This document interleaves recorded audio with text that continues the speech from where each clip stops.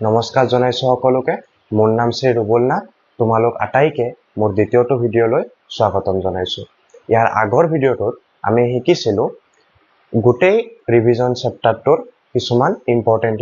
বস্তু, কিছুমান বেসিক বস্তু যেটো চালে তোমালোকে অনুশীলনীবিলাক কৰোতে তোমালোকৰ সহজ হ'ব। তো তোমালোকে যদি ৰিভিজন চেপ্টাৰৰ ইন্ট্ৰডাকশন ভিডিঅ'টো চোৱা নাই তেতিয়া হলে এবাৰ চাই আহিবা, তেতিয়া হলে তাৰ পিছত তোমালোকৰ অনুশীলনীবিলাক কৰোতে ইজি হ'ব। তো আজি আমি পঢ়িম ৰিভিজন চেপ্টাৰৰ অনুশীলনী R1 প্ৰথম অনুশীলনীটি আজি আমি শিকিম। তাতে চাবা প্ৰথম প্ৰশ্নটো কি কৈছে, তলৰ কোনটো অনুপাত একোটা সমানুপাত হ'ব। তো মই ইন্ট্ৰডাকশন ভিডিঅ'টোত ভালকৈ বুজাই দিছো যে সমানুপাত কেনেকৈ হয়, অনুপাতৰ পৰা আমি কেনেকৈ গম পাও যে এটো এটা সমানুপাত হ'ব নে নহব, মই ভালকৈ আলোচনা কৰিছো। যদি চোৱা নাই এবাৰ তোমালোকে চাই আহিবা। তো বলা আমি আৰম্ভ কৰো। তো ইয়াতে মই প্ৰথম এটো কৰি চাও যে এটো এটা সমানুপাত হয় নে নহয় কৰি চাও। কি দিয়া আছে 12 অনুপাত 21। তো অনুপাত থাকিলে এটোক আমি এনেকে লিখিব পাৰো 12/21 হল। নেক্সট কি আছে ইয়াতে চোৱা 12 আৰু 21 এটো লঘিষ্ঠ আকাৰত নাই, লঘিষ্ঠ আকাৰলৈ আমি নিব লাগিব। ঠিক আছে, লঘিষ্ঠ আকাৰলৈ কেনেকৈ নিম চাবা, দুটাকে কিহেদি হৰণ যায়, 3 দি হৰণ যায় আছে, 12ক 4 বাৰ, 21ক 7 বাৰ, মানে হল 4/7। এটো এতিয়া লঘিষ্ঠ আকাৰ হয়। কিয় লঘিষ্ঠ আকাৰ হয়, লঘিষ্ঠ আকাৰ আমি কেনেকৈ গম পাও লঘিষ্ঠ আকাৰত আছে নে নাই, বা লঘিষ্ঠ আকাৰত থাকিলে আমি কেনেকৈ গম পাম লঘিষ্ঠ আকাৰত আছে নে নাই। আগতে সৰুতে শিকি চাই তোমালোকে, ইয়াতে চাবা 4 আৰু 7, এই 4 আৰু 7ত তুমি গসাউ উলিয়াইছা, কি আহিব, যদি 4 আৰু 7ৰ গসাউ অকল 1 আহে, 1ৰ বাদে যদি বেলেগ নাহে, তেতিয়া আমি কি কও যে এটো লঘিষ্ঠ আকাৰত আছে। তো ইয়াতে চালে তুমি গম পাবা 12 আৰু 21ৰ গসাউ তোমাৰ আহি আছিলে 3। তো সেই কাৰণে এটো লঘিষ্ঠ আকাৰত নাছিল, আমি ইয়াক লঘিষ্ঠ আকাৰলৈ লৈ যাব লাগিব, যত ইহত দুটাৰ মাজত হৰ আৰু লবৰ তোমাৰ গসাউ অকল 1 আহে। হৈ গল। এতিয়া আমি সেম কৰিম একে প্ৰসেস 32 অনুপাত 56 ৰ লগত। লিখা 32, ইয়াতে লিখা 56। এটো 2 দি হৰণ যায়, এটো 2 দি হৰণ যায়, তুমি হৰণ কৰি দিয়া। 2 দি কিমান বাৰ যাব 16 বাৰ, 2 দি কিমান বাৰ যাব 28 বাৰ। পিছত আকৌ 2 দি যাই আছে, এটুকো 2 দি যাই আছে,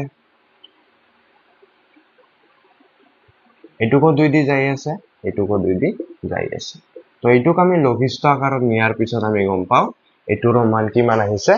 4/7 আহিছে। চোৱা এটুক লঘিষ্ঠ আকাৰত নিউতেও 4/7, এটুক লঘিষ্ঠ আকাৰত নিউতেও 4/7। তাৰ মানে তো কি যে 12:21 সমান 32:56। দুটা অনুপাতৰ মান কি হয় সমান হয়। যদি দুটা অনুপাতৰ মান সমান হয় তেতিয়া হলে আমি গম পাও যে অনুপাত কেইটা সমানুপাতত আছে বা সমানুপাত হ'ব। ঠিক আছে, এতেকে প্ৰদত্ত অনুপাত দুটা সমানুপাত হ'ব বা সমানুপাতত আছে, আমি এনেকে চাও। তো বাকি বিলাক এটোটা তোমাৰ এমসিকিউ কোৱেশ্চন আছিল, তো ইয়াৰে এনসার এইটো হ'ব। বাকি বিলাক নহয়, কিয় নহয় তোমালোকক দেখাই দিছো চাবা। তো প্ৰথমটো দিয়া আছিল 18:30, মানে কি 18/30। কিহেদি দুটাকে হৰণ যায় 2 দি হৰণ যায়, 2 দি হৰণ কৰা 2 9 গুণ 18, 2 15 গুণ 30, 3 দি যায় দুটাকে 3 3 গুণ 9, 3 5 গুণ 15, এটোৰ মান আহিল 3/5। নেক্সট দিয়া আছে চোৱা 14:21, লিখা 14/21, 7 দি হৰণ যায়, 7 2 যা 7 3 যা, তো আহি গল 2/3। তো চোৱা 3/5 আহিছে 2/3 আহিছে, দুটা ইকুৱেল হয় জানো, নহয়। তো এই দুটা কিহত নাই সমানুপাতত নাই। তো লিখি দিয়া এনেকে যে এটো ডাজ নট ইকুৱেল 14:21। তলত লিখি দিবা প্ৰদত্ত অনুপাত দুটা সমানুপাতত নাই। বুজি পালা? এতিয়া আমি শিকিম সি নম্বৰ নম্বৰটো কি আছে 22 অনুপাত 33 আৰু 33 অনুপাত 24 লিখি লোৱা এইটো কি হ'ব 22/33 কিহেদি দুটাকে হৰণ যায় 11 দি যায় 11 দি দুইবাৰ 11 দি তিনিবাৰ তো হৈ গ'ল তোমাৰ 2/3 কিমান আহিব 2/3 নেক্সট এইটুক চোৱা 33 অনুপাত 24 আছে 33/24 কিহেদি হৰণ যায় দুটাকে 3 দি হৰণ যায় কিমান বাৰ এইটো 11 বাৰ এইটো 8 বাৰ তো লিখি লোৱা 11/8 পিছত লিখা যেহেতু 2/3 is not equal to 11/8 therefore 22:33 is not equal to 33:24 তৰল লিখি দিবা যে এইটো কিহত নাই সমানুপাতত নাই নেক্সট দিটো চোৱা 24:28 আৰু কি দিয়া আছে 20:25 তোক লিখা এনেকে 24/28 তোক লিখা 20/25 হৈ গ'ল পিছত কিহেদি হৰণ যায় চোৱা 4 দি যাই আছে 4 6 গুণ 24 4 7 গুণ 28 তো 6/7 তো এইটুকু হৰণ যায় কিহেদি 5 দি 4 বাৰ 5 দি 5 বাৰ 4/5 আহি গ'ল তো এইটো চোৱা সেম বস্তু এই দুটা সমান নহয় therefore এই দুটা যেটো অনুপাত আছে এই দুটাও কি নহয় সমান নহয় তো আমি গম পালো এই তিনিটা কিহত নাই সমানুপাতত নাই তো আমাৰ শুদ্ধ উত্তৰটো হ'ব অপচন এ এইটো দুটা অনুপাত সমান হিচাপত আছে তো এই কাৰণে আমাৰ এই অনুপাত দুটা সমানুপাত হ'ব কাৰণ দুটা অনুপাতৰ মান সমান তো ঠিক আছে এতিয়া আমি কৰিম কোৱেশ্চন নাম্বাৰ 2 তো এতিয়া আমি কৰিম 2 নম্বৰ প্ৰশ্নটোৰ উত্তৰ কি কৈছে 2 নম্বৰ প্ৰশ্নটো তলৰ কোনবোৰ সংখ্যা সমানুপাতত থাকিব আমাক সুধিছে কোনবোৰ সংখ্যা সমানুপাতত থাকিব দিয়া আছে 2 6 6 8 সমানুপাতত থাকাটো আমি কেনেকৈ গম পাওঁ ঠিক আছে চাবা আমি 2 6 6 দিয়া 8 দিয়া আছে ন এনেকৈ চোৱা 2 6 6 8 তো আমি কি কৰিম 2 আৰু 6 ৰ অনুপাত উলিয়াম 6 আৰু 8 ৰ অনুপাত উলিয়াম যদি দুটাই যদি সমান হয় তেতিয়া আমি গম পাওঁ যে এইবোৰ কিহত আছে সমানুপাতত থাকিব কৰি চাওঁ এটো a এর কারণে হ্যাঁ 2 অনুপাত 6 মানে হল 2/6 1/3 কটাকটি কৰিলে 1/3 আহিল 6 অনুপাত 8 6/8 কটাকটি কৰিলে তোমাৰ 3/4 3/4 তো সোয়া একে আহা নাই তো আমি গম পাও যে এইবোৰ কিহত নাই সমানুপাতত নাই এইটুক আকো আৰু এটা পদ্ধতি দিও কৰি চাও পাৰি কেনেকে এটো তোমালোকক ৰিভিজন চেপ্টাৰৰ যেটো মই ইন্ট্ৰোডাকশন ভিডিও দিছিলো তাতে মই ভালকৈ আলোচনা কৰিছো তো এই দুটা কি হয় জানা প্ৰান্তপদ আৰু এই দুটাক আমি কি কও মধ্যপদ এটা ফৰ্মুলা আছিল তাতে মই দিছোয়ে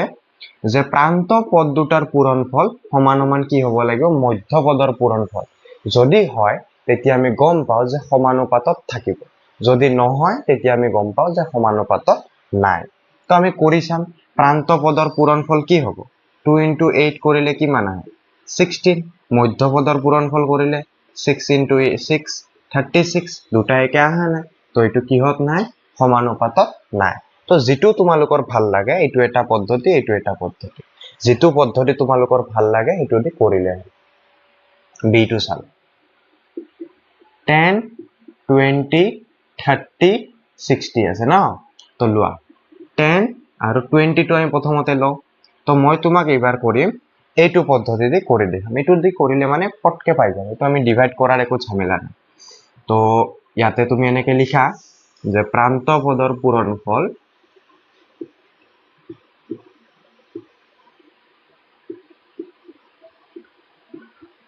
কি হ'ব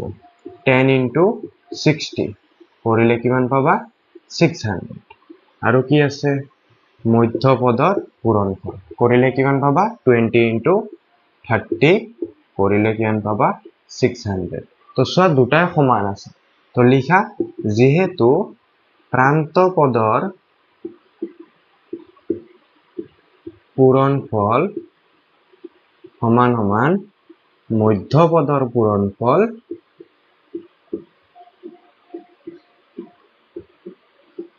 পিছত লিখি দিয়া এতেকে 10 20 30 60 সংখ্যাবোৰ ক্ৰমে সমানুপাতত থাকিব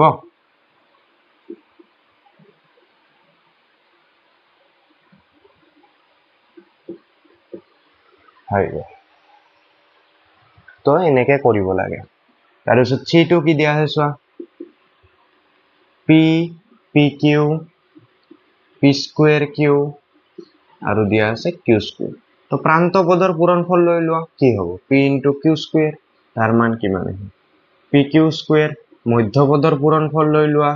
পি কিউ পূৰণ পি স্কোয়াৰ কিউ কৰিলে কিমান পাবা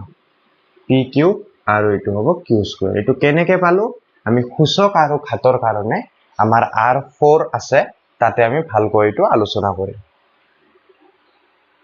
তো এইটো হৈ গল তাৰে পিছত আছে তোমাৰ ডি নম্বৰ তো চোৱা এই দুটা যেহেতু সমান আহা নাই তো এইকেইটা কিহত নাই সমানুপাতত নাই তো ডি টো চাবা 6 20 4 30 সেম ইয়াতে প্ৰান্ত পদৰ পূৰণফল লৈ লোৱা 6 into 30 কৰিলে কিমান আহিব 180 20 into 4 মধ্যপদৰ পূৰণফল 80 দুটাই সমান আহা নাই তো এইকেইটাও কিহত নাই সমানুপাতত নাই এইকেইটাও ক্ৰমে সমানুপাতত নাই তো এইটোও নাই কাৰণ আমিও পাইছো এইটোৰ আৰু এইটোৰ ভ্যালুটো বেলেগ তো অকল এইটোহে তোমালোকৰ শুদ্ধ উত্তৰ হ'ব তো আমাৰ 2 নম্বৰ কোৱেশ্চনটোৰ শুদ্ধ উত্তৰ হ'ল বি এতিয়া আমি কোৱেশ্চন নম্বৰ 3 আলোচনা কৰিম বৃত্তৰ কালি a = পাই r স্কয়াৰ কৈছে যদি a বাঢ়ে তেন্তে r কি হ'ব যদি r কমে তেন্তে a কি হ'ব ঠিক আছে ধৰি লোৱা এইটো এটা বৃত্ত বৃত্তৰ আমি এইখিনি অংক কি বুলি কম কালি বুলি কম হা তো ইয়াতে প্ৰথমটো কি কৈছে চোৱা যদি a বাঢ়ে তেন্তে r কি হ'ব মানে যদি কালিটো যদি বাঢ়ে সাপোজ ধৰি লোৱা এইটো প্ৰথম বৃত্তটো আছিল ইয়াতে r ৰ মান এইখিনি ধৰি লোৱা হা তো মই এতিয়া যদি বৃত্তটো যদি মই বঢ়াই দিও এনেকুৱাকে ডাঙৰ যদি কৰি দিও তেতিয়া কি হ'ব r ৰ মানটো কমিব নে বাঢ়িব চোৱা প্ৰথমতে r এইখিনি আছিল এতিয়া বৃত্তটো মই ডাঙৰ কৰি দিলো তো r ৰ মানটো বাঢ়িলে নে কমিলে r ৰ মানটো বাঢ়ি গল তো আমি কম যে যদি a বাঢ়ে তেন্তে r কি হ'ব বাঢ়ে যদি r কমে তেন্তে a কি হ'ব যদি r কমে যেনেকুৱা এইটো ধৰি লোৱা প্ৰথমতে এইটো বৃত্ত আছে r টো ডাঙৰ আছিল তো এৰিয়াটো যেটো তোমাৰ a ৰ মান কালিৰ মান হেটো ডাঙৰ আছিল কিন্তু যেতিয়া মই r ৰ মান কমাই দিলো r ৰ মান কমাই দিয়াৰ লগে লগে কি হ'ব কালিৰ মানটো কি হ'ব কমি যাব তো এইটো সৰু হৈ গৈছে এই কাৰণে তো a কি হ'ব কমি যাব ইয়াত a মানে তোমাৰ কালিৰ কথাটো বুজাইছে যদি বৃত্তৰ ব্যাসাৰ্ধ বাঢ়ে তেতিয়াহলে কালিও বাঢ়িব যেতিয়া ব্যাসাৰ্ধ কমিব তেতিয়াহলে কালিও কমিব আৰু যেতিয়া বৃত্তৰ কালিটো আমি কি কৰিম বঢ়াই যদি দিও তেতিয়া ব্যাসাৰ্ধটোও বাঢ়িব যদি কালিটো যদি আমি কমাই দিও ব্যাসাৰ্ধটো কমি যাব এইটোৱে কৈছে নেক্সট চাবা এখন গাড়ীৰ ভ্ৰমণৰ সময় t আৰু দূৰত্ব d সম্বন্ধটো তলৰ তালিকাত দিয়া ধৰণৰ t/d দিয়া আছে তো চাবা t ৰ মান যদি 1 হয় d ৰ মান কিমান হয় 4 হয় চাবা t ৰ মান 1 d ৰ মান 4 d ৰ মান কিমান গুণ বেছি 4 গুণ বেছি নেক্সটত চোৱা t ৰ মান যদি 2 হয় d ৰ মান 8 2 ৰ লগত 4 পূৰণ কৰিলে 8 t ৰ মান 3 d ৰ মান 12 3 ৰ লগত 4 পূৰণ কৰিলে 12 t ৰ মান 4 d ৰ মান 16 4 পূৰণ কৰিব লাগিব t ৰ মান যদি 5 হয় d ৰ মান কিমান হ'ব 20 4 পূৰণ কৰিছে t ৰ মান যদি 6 হয় d ৰ মান কি হ'ব যেনেকুৱাকে সবতে আমি 4 4 4 4 পূৰণ কৰি আছো ইয়াৰে লগতো আমি কি কৰিব লাগিব 4 পূৰণ কৰিব লাগিব 6 into 4 কিমান হয় তোমাৰ হ'ব 24 হৈ গল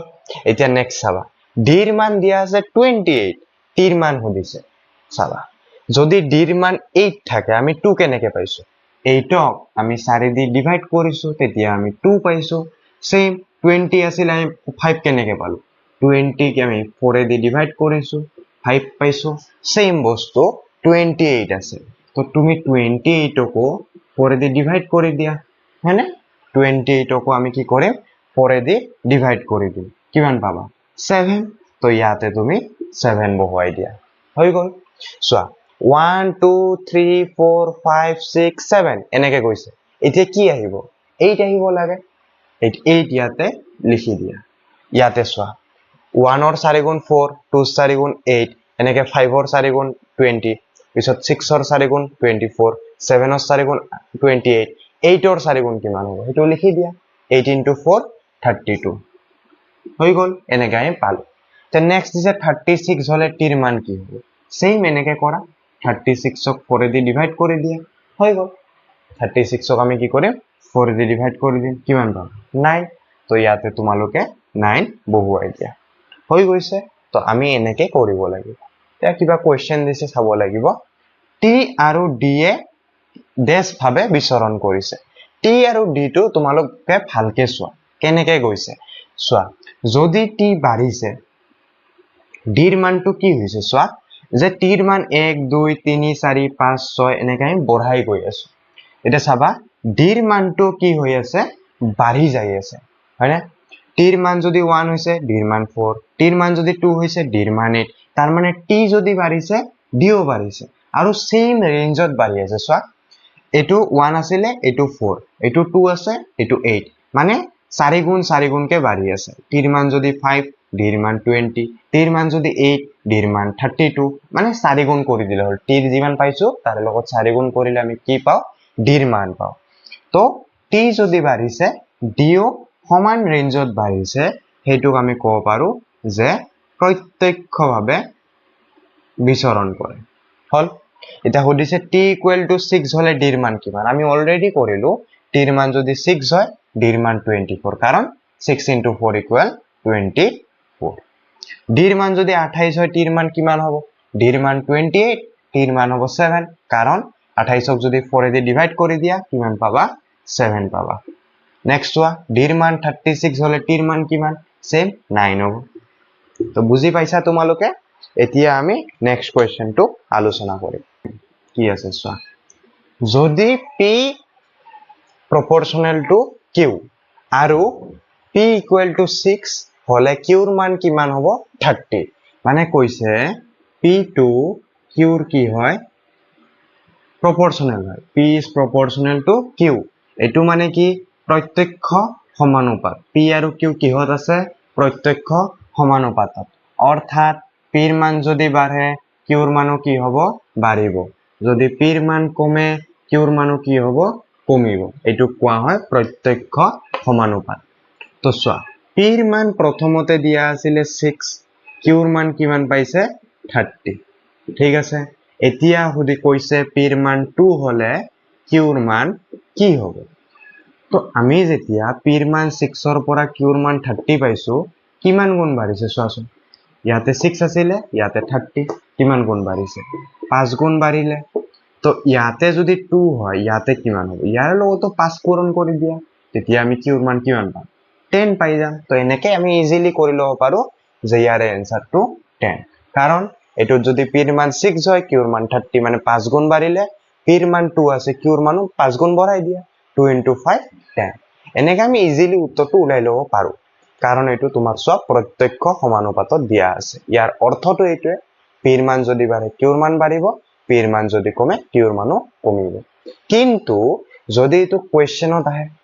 আজিকালি বাৰু নাহে এটো এমসিকিউতে দিব কিন্তু কথাটোত কলো যদি কোৱেশ্চনত আহে তেতিয়া আমি কেনেকে কৰিম এটো কৰি দেখাব লাগিব ধৰিলা তোমালোক 2 মাৰ্কস দিছে ডাইৰেক্ট এনেকে কৰিলে তো নহব এটো তাৰ মানে তোমালোকে কেনেকে ইজিলি কৰি লব পাৰা শৰ্টকাট মেথড বুলি কব পাৰা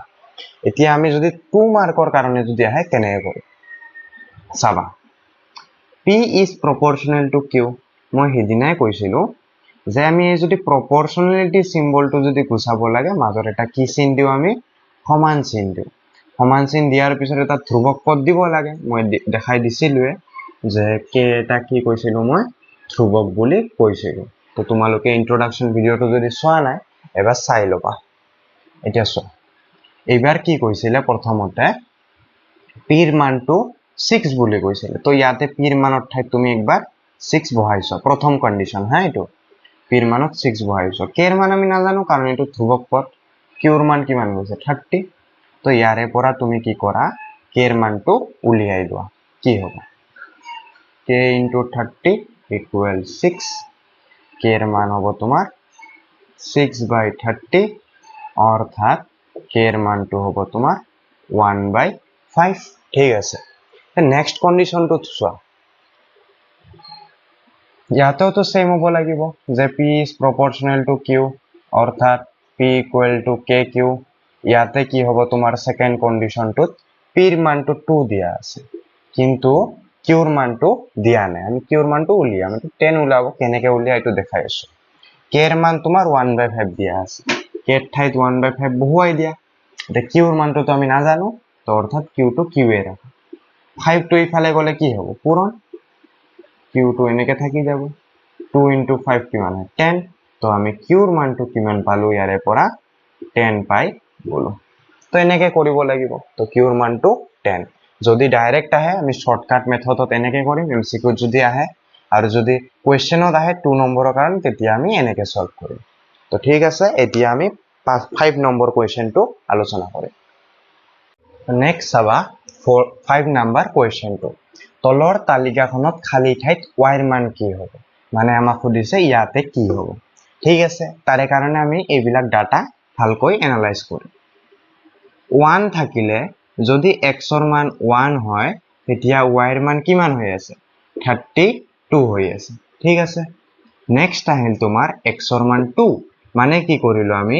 x ক কি কৰিলো 2 গুণ বঢ়াই দিলো 1 এৰ পৰা 2 পাওতে আমি কি কৰিছো 2 গুণ বঢ়াই দিছো তেতিয়া তোমাৰ y এর মান কিমান আহিলে 16 আহিলে হল y এর মান 16 আহিলে কিন্তু সোয়া x এর মান 2 গুণ বঢ়াই দিলো y এর মানৰ ক্ষেত্ৰত কি হল সোয়া 32 ৰ পৰা যেতিয়া 16 আহিবা 2 গুণ কমাই দিলে ঠিক আছে মানে x এর মান যদি আমি 2 গুণ বঢ়াই দিছো তেতিয়া কি হৈছে y এর মান কি হৈ গৈছে 2 গুণ কমি গৈছে হয়নে x এর মান 2 গুণ বঢ়াই দিলে y এর মান 2 গুণ কমি যায় নেক্সট সোয়া 2 ৰ পৰা 4 লৈ আহিছে ইয়াতেও কি কৰিলে 2 ৰ পৰা 4 তাহতে 2 গুণ বঢ়াই দিলে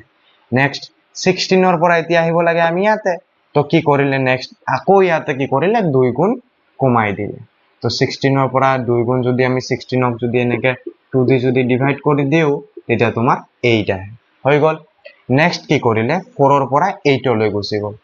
4 ৰ পৰা 8 লৈ গুছি গল ইয়াতো কি কৰিলে 2 গুণ বঢ়াই দিলে আমি কি কৰিম 2 গুণ ইয়াতেও আমি কমাই দিব লাগিব তো এইটক যদি 2 দি যদি হৰণ কৰি দিয়া কিমান আহে 4 তো তোমাৰ যেটো এনসার আহিব হেতু 4 তো এনেকে আমি 4 পাই যাম বুজি পালা হ্যাঁ যদি তোমাৰ এই কোৱেশ্চনটো 2 মাৰ্কসৰ কাৰণে আহে তেতিয়া কি কৰিবা এটো তো তোমাৰ সিম্পল এমসিকিউত আহিলে তোমালোকে এনেকে ইজিলি কৰি চাব পাৰিবা বহুত সোনকালে হৈ যাব যদি 2 মাৰ্কৰ কাৰণে কোৱেশ্চন আহে তেতিয়া কি কৰিবা চোৱা প্ৰথম আছিল x এৰ মান 1 y এৰ মান কিমান পালো আমি 32 তাৰ মানে চোৱা ইয়াতে যেটো আমাৰ x একবাৰ বাঢ়িছে y কমিছে x বাঢ়িছে y কমিছে মানে x আৰু y ইয়াতে কি হৈ আছে ইনভাৰ্সলি প্ৰপোৰ্শনাল হৈ আছে এটোৰ মিনিংটো কি আছিল মই ইন্ট্রোডাকশন ভিডিওটোত বুজাই দিছো তোমালোকে ভিডিওটো চালে ভালকৈ বুজি পাবা তো ইয়াতে যদি আমাৰ x এর মানটো যদি বাঢ়ে y এর মান কমিব x এর মানটো যদি কমে y এর মান কি হ'ব বাঢ়িব আমাৰ ইয়াতে কোনটো কেস হৈছে x এৰ মানটো বাঢ়ি গৈ আছে আৰু y এৰ মানটো কমি গৈ আছে তো প্ৰপোৰ্শনালিটি সিম্বলটো বুজাবৰ কাৰণে মই কি সিম্বল ইউজ কৰো সমান চিহ্ন আকৌ এটা ধ্ৰুবক পদ দিব লাগিব ঠিক আছে তো মই ইয়াৰে পৰা ললো তোমাৰ প্ৰথম এটা যে কোনো দুটা কন্ডিশন আমি ললে হয় তো মই মানিলো এইটো কন্ডিশন লৈ লৈছো 2 আৰু 16 তো x এৰ মান যদি 2 থাকে y এৰ মান কিমান আহিব k এৰ মানটো আমি ইয়াৰে পৰা উলাই লম তো 2 * 16 = k হ'ব 32 = k অর্থাৎ k এর মানটো আমি কিমান পালো 32 পালো এতিয়া আমাক উলাব দিছে এইটো 8 হলে কি হ'ব x এর মানটো যদি 8 হয় y এর মানটো কি হ'ব এটো লিখি লোৱা হ্যাঁ এটো লিখি লোৱা x = k 1/y ইয়াতে কি কৈছে xৰ মানটো 8 xৰ মানটো 8 বহুৱাই দিয়া আৰু k ৰ মানটো কিমান পালো আমি 32 ইয়াতে বহুৱাই দিয়া 1/y থাকিলে এতিয়া চাবা 32 তো কি হৈ আছে 1/y লগত পূৰণ হৈ আছে ইফালে আহিলে কি হ'ব হৰণ হৈ যাব তো হৰণ কৰি দিয়া 8 দি 32 কিমান বাৰ যায় 4 বাৰ তো 1/4 ইকুৱেল 1/y তো ইয়াৰে পৰা আমি ভ্যালুটো কিমান পাও y ৰ মানটো 4 পাও তো সোয়া y ৰ মানটো আমি 4 পাইছো ইমান ইজিলি তো তোমালোকক 2 নম্বৰৰ কাৰণে আহিলে এইটো প্ৰসেসেদি কৰিবা আৰু যদি 1 নম্বৰ ডাইৰেক্ট এমসিকিউ যদি আহে তেতিয়া হলে এনেকে কৰিলে উত্তৰটো শুদ্ধ হ'ব তো ঠিক আছে এটো আছিল তোমালোকৰ অনুশীলনী R1 যদি বুজি পাইছা ভিডিওটো লাইক কৰিবা চেনেলটো সাবস্ক্ৰাইব কৰিবা আৰু ভিডিওটো শেয়াৰ কৰিবলৈ নাপাহৰিবা